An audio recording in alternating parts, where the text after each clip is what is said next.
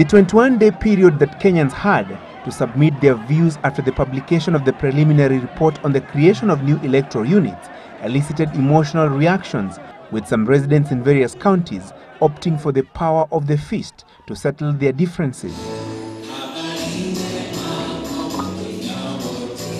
While some welcomed the process used to create boundaries of the 8 new constituencies, others cited irregularities and IEBC's alleged failure to pay attention to community and clan interests.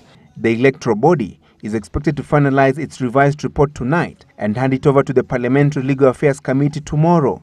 The committee will have 14 days to study the report and make recommendations before tabling it in Parliament. To anticipate how Parliament is going to behave, the Parliamentary Committee and the IEBC must ensure that there are no serious contentious issues that will drag and delay the report in Parliament. One thing Parliament cannot in 7 days do is that they cannot trash the report and say, we want a new thing, we will do a new thing ourselves. They can't do.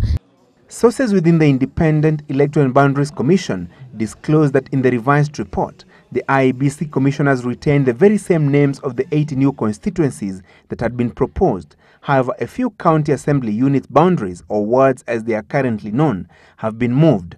Also, a bulk of the proposals submitted during the county hearings were not factored in the revised report, and experts on electoral matters point out that IEBC was not obliged to take on board all the proposals it received.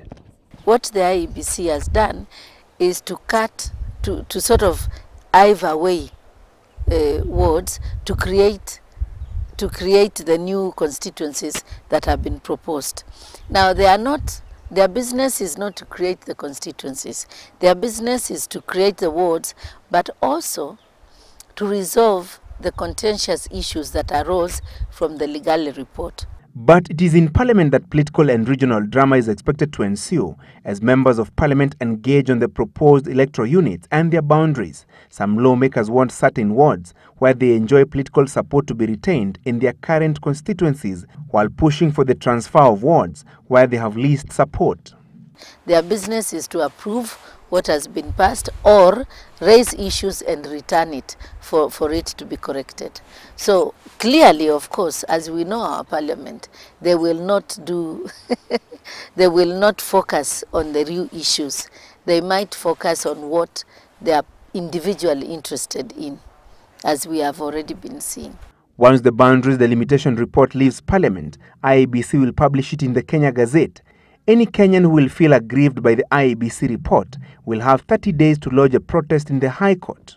And the Act also allows the High Court to hear and determine such application within 30 days of the filing.